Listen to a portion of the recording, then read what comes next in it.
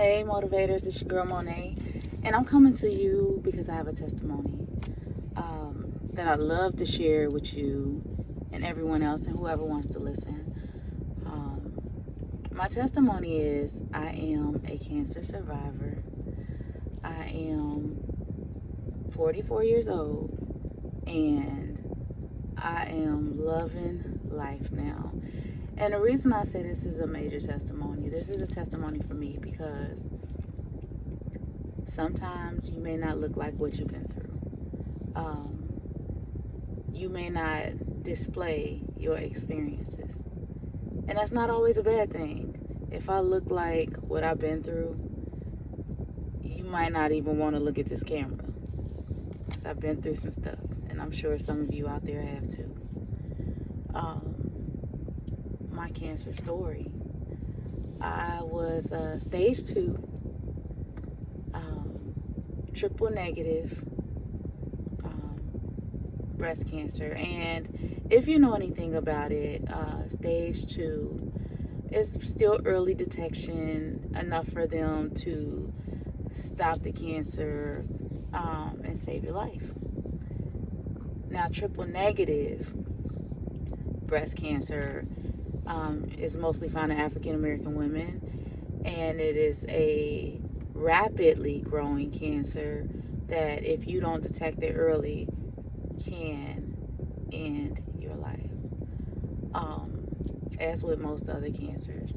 But this one does not react to treatment as good as the other ones do. So when I found out that I was stage 2 triple negative, what I did was I felt a lump on the side of my breast, even on my arm, and it was weird. So I did a self exam, and I found a lump about this small that was on the side of my breast, actually sticking on the outside of my breast. So for most people, they find their lumps or their tumors when they go get the x-ray or the ultrasound. Me, I felt it literally sticking outside my skin. And I don't want to exaggerate, but it was literally sticking outside my skin. So I called my OBGYN and explained what was going on and asked her, hey, what do I do next? Do you want to check it? First thing she said was, go get imaging. We need to go get some imaging done. We need to find out right away. So I did that. I went to the imaging center and got the test done. And the next thing they stated was, hey, we see something. We need to do a biopsy. So from that point, they did the biopsy.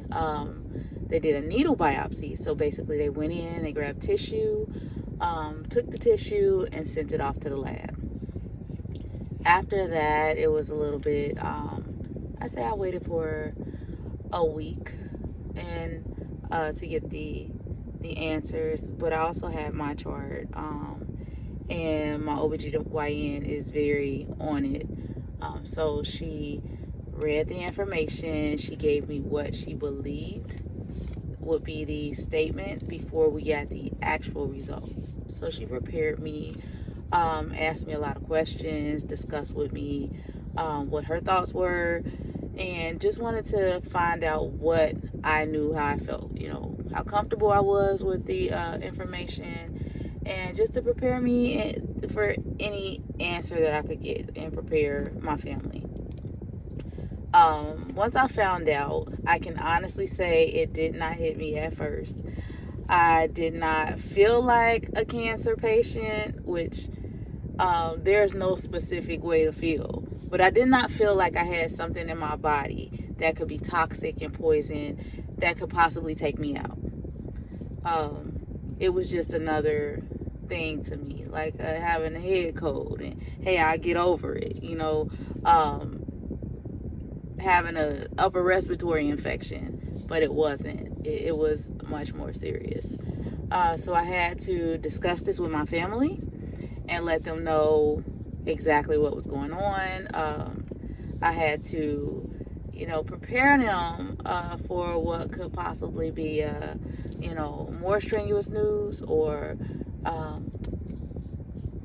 thankfully, what turned out to be remission.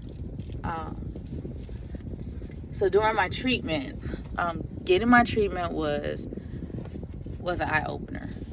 You don't really start to, sometimes you don't feel it until you actually physically see it.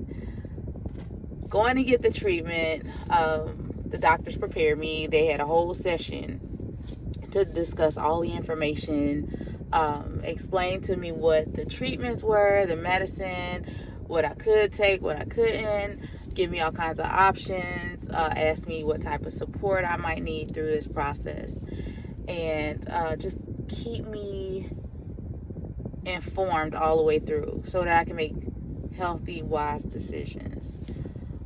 We started out with the chemo. Chemo lasted several months. I want to say I was diagnosed in September, early October. Chemo started immediately in October. They had to hit this right away because, like I said, triple negative is a very fast, rapidly growing tumor. And if I wouldn't have found it in time, it may not have been treatable. So the doctors hit the floor running. Hey, we have this type of plan for you. Are you interested in chemo? What are your plans? Can we get started right away? Of course, I wanted to get started right away. Now, I was conflicted because I had so many people in my ears telling me, hey, my family member had this, they did this. Hey, you should do this. This is healthier for your body. Let me send you the natural things that I've heard on TV. People got healed taking this medicine, and people were better off taking this treatment, and go here and try to get them to do this. And I had so many people telling me what I should do and what spiritually was right and what naturally was right. And I was just so conflicted in myself because I'm the one that was going through it, you know. Of course, I wanted to hear what I could do to make myself better, but I also didn't realize that so many different options and variations and untested solutions made me more scared, because I knew that the decision I made at this point to get my treatment for my cancer was going to be life-changing. You know, do I take the natural cure like some folks do? And there have been major success stories from folks who have had natural cures to cancer, have taken the natural route. There have been success stories, really good. But on the other end, there have also been stories where, hey, this person made it so far, and then they didn't make it any further. So I had all those thoughts in my head, and I had to make a decision for myself and my family. My children, I have 3 children, 3 grown children. My youngest one is 22 now. She'd be mad at me if she heard me say 21. But I had to make really cautious decisions for my family. Talk to them. They were supportive. Everyone stepped in. My 2 daughters and my son.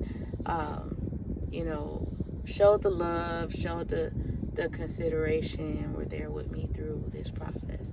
And when I say this process lasted beyond the treatment, I had issues with my pancreas.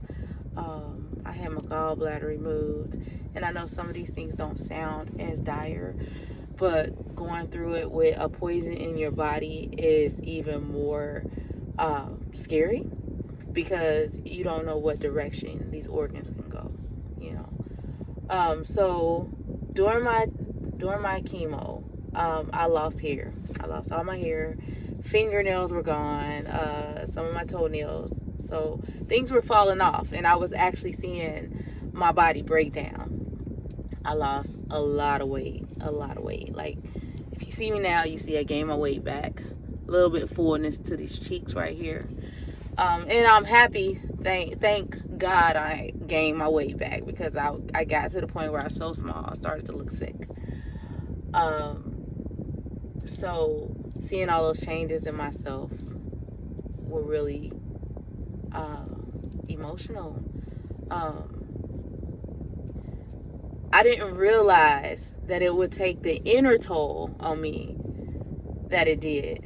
And a lot of the times I held it inside. I kept it to myself, because I am the strength for my family. So I kept the feelings that I had on the inside, the challenges, the emotions, the ups and downs, the fear of possibly not making it. There were times where I felt so sick. I didn't want to get out of bed. Days I just laid around. And that's not my norm. If you're a person that is used to getting up, moving around, getting about, doing different things or whatever, that is not my norm. So laying around was hard for me. It was very hard because I was so used to being involved in the action of things, going out that day, going to the store, fixing something to eat, cleaning the house. And when you can't do those things that you take for granted on the daily, it is very challenging. It is heartbreaking sometimes. Sometimes, your motivation just sinks. It can be devastating. There's so many different emotions that I went through that half the time I don't even know how I got out of those emotions, which hopefully you can understand that. But I was so deep in my emotions at times, I don't even know how I balanced it out. I was still working a full-time job, and I also had a relationship that just wasn't working out for me. The person that I was with at the moment, they weren't faithful. They weren't interested in being there during the challenging times. It was very disheartening. It was very heartbreaking. I got through that and saw the other side of it. So through the chemo, I dealt with a lot. The relationship. I had my job, which was stressful. I had my family at home that I still felt like I needed to care for, even though it was my time when I had this illness, right? But I've been a single mom for a long time, taking care of my kids. So I felt like I still had to take care of my kids, even though it was time for them to take care of me. I had to take care of them. So that was devastating. Just to lay back sometimes and not have enough energy to get out of bed, enough energy to even think a full sentence. And there are things that come with it that you would never think. Chemo brain is true. It is very true. Even after treatment, it is very true, and it lasts sometimes a year beyond treatment, sometimes a long time. There's times where I sit there and I struggle and I'm like, why am I not getting this? I don't understand. God, give me strength, give me wisdom, give me knowledge. I just don't get it. But then there's other times where my brain is back to where it used to be, just as sharp as it was before. During my treatment, I was so foggy. I couldn't think. I couldn't focus. What I did during the daily, I needed to have that mentality to focus, to think, to be able to process, to be able to analyze, to be able to put things in order, and I couldn't. It was challenging to even admit that at times. I didn't want to be the person to admit, hey, I can't do this, because can't was not in my vocabulary. So I went through those challenges also. And there's a reason I'm going through this whole process, this whole list of things with my testimony, because I'm not my struggles. I do not look like my struggles.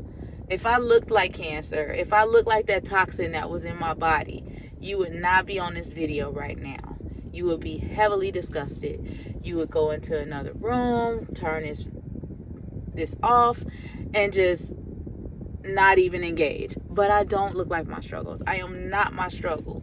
My struggle only made me stronger. It only made my faith stronger. It allowed me to see that you can get through things and come out on the other side. Unfortunately, everybody doesn't. And I'm not saying that you may not be held down by something strong, but I believe in something stronger. And I know that getting through cancer and coming out on the other end is my opportunity. It's my blessing. It's my chance to help somebody else, to tell you what I've been through so that you can go be better than what I am or what I have been in the past, to be a better human, to be a better person. So my testimony, my cancer testimony, is just that. It's a testimony. It's a testament to getting through, to showing you can get through whatever it is you're going through, whatever it is in your life, whatever struggle you have, whatever burdens you carry, whatever process needs to be changed, challenges you face, challenges on your job and your home and your relationships. You can get through this. You can decide what you want to do with it, but you definitely can get through, and you can come out on the other end, and you don't have to look like what you've been through. You just keep that in your heart so that you can help someone else get through what they're going through. I also want to add to my testimony, please get yourself checked. Get yourself checked, men and women. It wasn't until long ago that I found out men can get breast cancer too. It's very true. There's so much information on early detection and how it can save you. There is so much information if you choose to go the route of natural cures, holistic healing. There's information on that. There's information on treatment centers. There's information on what the brain does. I'm gonna be honest with you. I am a happy person. I am a laugher. I was that way before I even got diagnosed with cancer. I was silly. Some people call it silly, but I enjoy life. I do. I enjoy people. I enjoy having a good hearty laugh. I do. I enjoy it. I just, that's a part of my day. But these things also help. They help you get to where you need to be. There were days that I just could not laugh. There were days I didn't even have happiness because I was just so distraught. I was torn. I was in between my emotions. But I'm on the other side of that thing. And you will be too. And I know it. I know it. So I do want to tell you, you don't have to be what you've been through. You don't have to look like what you've been through. And what you've been through does not define you. It just helps to make you better. It helps you. Because you know what? You're stronger. You're still here. You're watching this video. You're listening to this testimony. And you will get through to the other side. So with that, I thank you for staying throughout this video. If you have a testimony, please share it in the comments. Reach out. If you have questions, go to your doctor.